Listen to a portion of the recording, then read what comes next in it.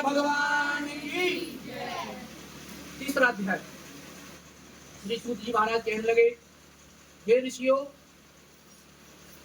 एक उल्का मुख नाम के राजा थे, बड़े ही धर्मात्मा राजा थे। गाय के सिंहों को सोने से मढ़वाकर, खुरों को चांदी से मढ़वाकर, मखमल का कपड़ा पहनाकर गरीबों को और ब्राह्मणों को दान पुण्य करते थे।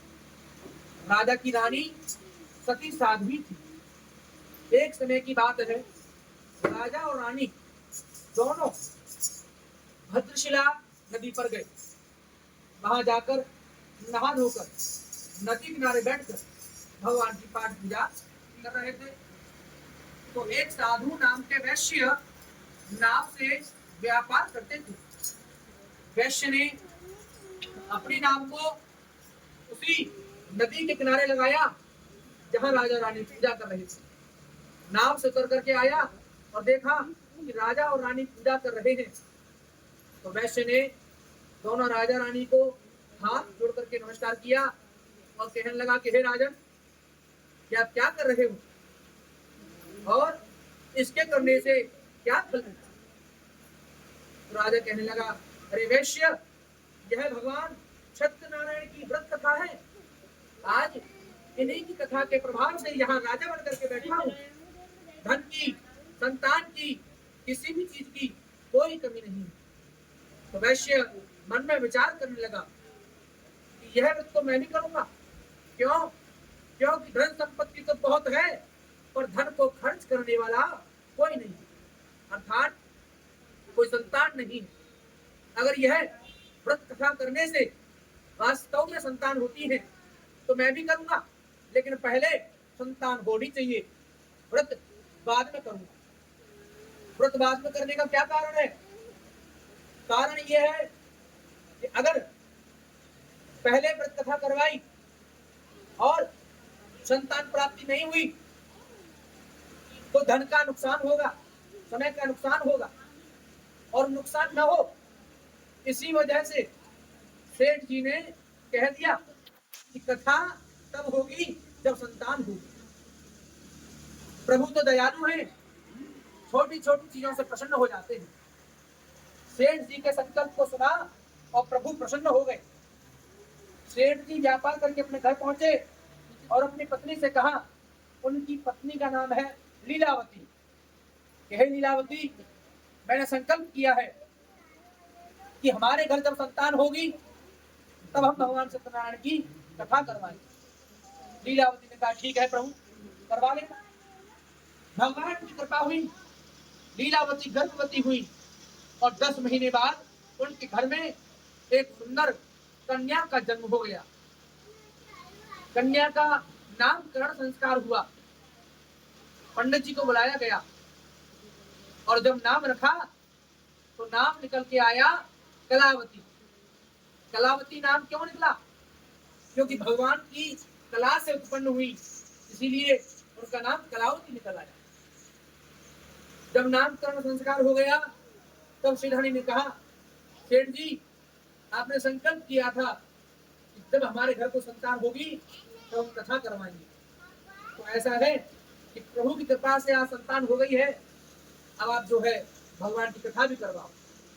तो सेठ जी ने कहा कि देखो सेठानी, मुझे फुर्सत नहीं है, मुझे फुर्सत नहीं है। अरे मेरी नाव व्यापार को जाने को तैयार खड़ी है, मुझे व्यापार करने जाना है।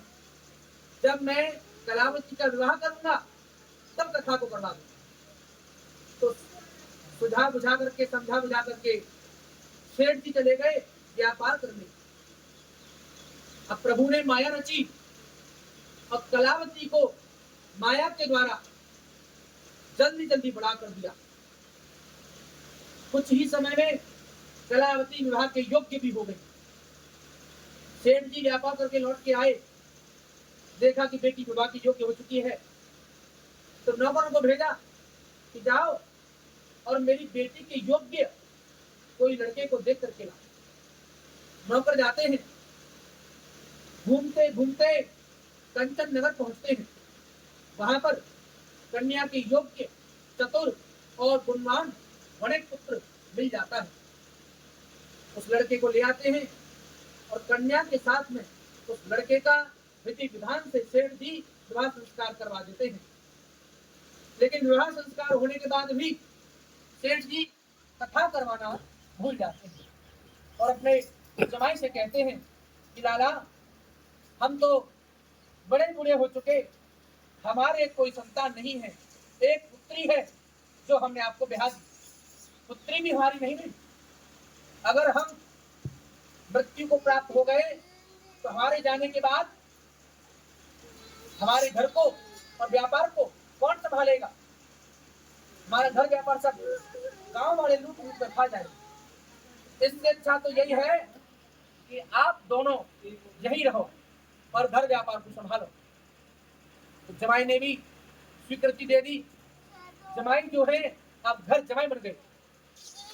कुछ समय बीता, सेठ जी ने अपने जमाई से कहा कि लाला, अभी तो आप छोटे हो, आपको व्यापार करना नहीं आता, मैं आपको सिखा दूं कि व्यापार कैसे करते हैं। तो सेठ जी जमाई को लेकर व्यापार सिखाने के लिए चल देते हैं। जहां व्यापार करने ठहरे हुए थे उस जगह का नाम था रतनसारपुर नगर और वहां के राजा थे महाराज चंद्रकेतु। तो भगवान रुष्ट हो गए और जहां व्यापार करने दोनों वैश्य गए थे उसी राजा के घर में प्रभु ने चोरी करवाई और माया के द्वारा दो चोर बनाए। चोरों ने चोरी करी। चोरी करने के बाद महल से भागने लगे तो सिपाहियों ने देखा कि चोर हैं और राजा का माल लेकर भाग रहे हैं। ये कहां होकर निकल गए, इन्हें पकड़ो, अगर नहीं पकड़ेंगे तो राजा हमें फांसी दे देंगे। तो सिपाही चोरों के पीछे पीछे भागते हैं और चोर तो भगवान की माया थी। भगवान की माया इंसान के हाथ में कहां से आए? तो सिपाही उन चोरों को नहीं पकड़ पाए। चोर वहां से भाग गए और जहां व्यापार करने के लिए वैश्य ठहरे हुए थे वहां पहुंच गए। जो सामान राजा के घर से चुराया था वो दोनों वैश्यों की नाव में पटक दिया और अंतर्ध्यान हो गए। भगवान ने ठंडी ठंडी हवा चलाई। दोनों ससुर जमाई नदी किनारे सो गए। उन्हें पता ही नहीं चला कि कौन आया है और कौन चला गया, किसने क्या रख दिया और कौन क्या ले गया, कुछ मालूम नहीं। इधर सिपाही घूमते घूमते चोरों को ढूंढते ढूंढते और नाव के पास में पहुंच गए। नाव के पास पहुंचे तो क्या देखा कि नाव में हीरा मोती जवाहरात पड़े हुए। अब जैसे हीरा मोती जवाहरात देखे तो जो दोनों वैश्य नाव के पास में सो रहे थे सिपाहियों ने उन दोनों वैश्यों को ही पकड़ लिया। सब सामग्री लेकर के दोनों वैश्यों को पकड़ के और राजा के पास पहुंच गए। राजा से कहा कि हे राजन, ये दोनों चोर हैं, इन्होंने चोरी करी है, अब आप आज्ञा दीजिए कि क्या करना है। अब तक ये जो भी हुआ प्रभु की माया से हुआ। तो माया से मोहित होकर राजा ने भी ना कुछ सोचा ना कुछ पूछा और आदेश कर दिया कि जाओ इनको कारागार में बंद करवाओ और इन पर फटा पड़वाओ। जब दोनों को कष्ट हुआ तब भगवान की याद आई। आप लोगों ने कहावत सुनी होगी कि दुख में सुमिरन सब करे और सुख में करे न कोई, जो सुख में सुमिरन करे सो दुख का हेतु होय। अब दोनों वैश्य आपस में बातचीत कर रहे हैं। ससुर ने अपने जमाई से कहा कि लाला, हमने बहुत बड़ी गलती कर दी जो भगवान का व्रत नहीं किया। आज इसीलिए हमको यह कष्ट भोगना पड़ रहा है। पर फिर पछताए होत का जब चिड़िया चुप गई थी। अब उनको याद आया तो क्या फायदा। इधर वैश्य की पत्नी लीलावती और पुत्री कलावती, उन दोनों ने सत्य का साथ छोड़ दिया और झूठ का साथ अपना लिया। सत्य को छोड़ करके और झूठ बोलने लगी। तो प्रभु की माया से चोरों ने उनके घर में चोरी कर ली। सब सामान लेकर के अंतर्ध्यान हो गए। जब घर में देखा कि सब चोर चुरा ले गए तो बड़ी दुखी हुई पड़ोसियों ने 2-4 दिन खाना पीना भी खिलाया, पर अब भीख मांगने लगती है। एक दिन की बात है कि कलावती बड़ी भूख से दुखी हुई और दुखी होकर के घूमते घूमते एक ब्राह्मण के घर पहुंची। वहां भगवान की कथा हो रही थी। उसने कथा सुनी, प्रसाद लिया, घर पहुंच गई और माता से कहने लगी कि माता, मैं आज ब्राह्मण के मकान पर गई थी, वहां भगवान की कथा हो रही थी, मैंने तो प्रसाद पा लिया, ये प्रसाद मैं आपके लिए लाई हूँ। तो प्रसाद को देखते ही लीलावती खुश हो गई कि बेटी तुम धन्य हो, तुमने कथा सुन ली। अरे मैंने तुम्हारे पिता से कई बार कहा, उन्होंने मेरी बात अनसुनी कर दी, आज इसीलिए हमको यह कष्ट भोगना पड़ रहा है कि हम घर घर की भिक्षा मांगे, ये घर ऐसा कंगाल हुआ, परदेश में ससुर जमाई का न जाने कैसा हाल हुआ। हे बेटी सत्य वचन मेरे, नहीं और भांत से सुख होना, बिन सतदेव की पूजा के कैसे भी दूर न दुख होना। कंगाली में हे सुता, और जैसा भी बन जाए, और वैसा ही भगवान का पूजन करो सिहाय। अति दीन दशा में नित्य प्रति भगवान का पूजन करने लगी, श्रद्धा युक्त दोनों माँ बेटी आनंद हिये में भरने लगी। ये प्रभु चरणों में जब दोनों ने तन मन न्यौछावर कर डाला, तब स्वर्गलोक से एक साथ भगवान का सिंहासन हाला। जब दोनों माँ बेटी ने तन मन से भगवान की पूजा करी तो भगवान प्रसन्न हुए।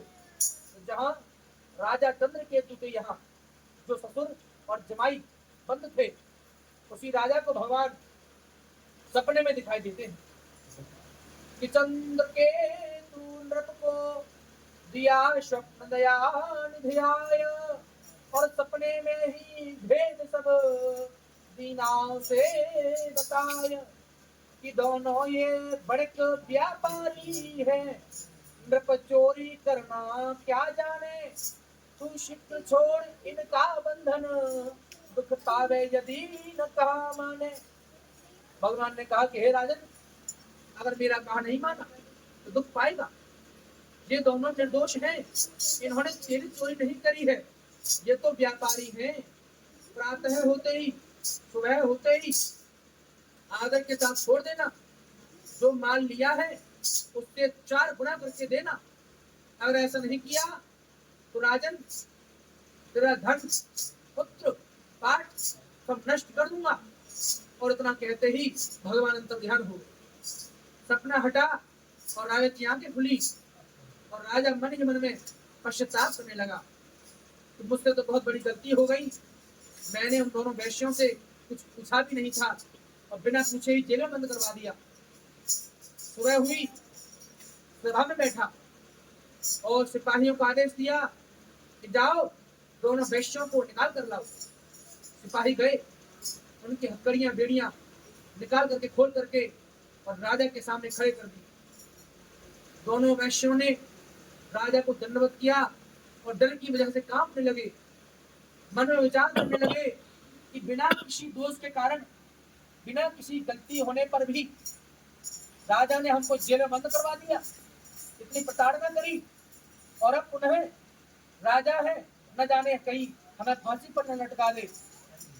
मन में सोच सोच करके डर रहे।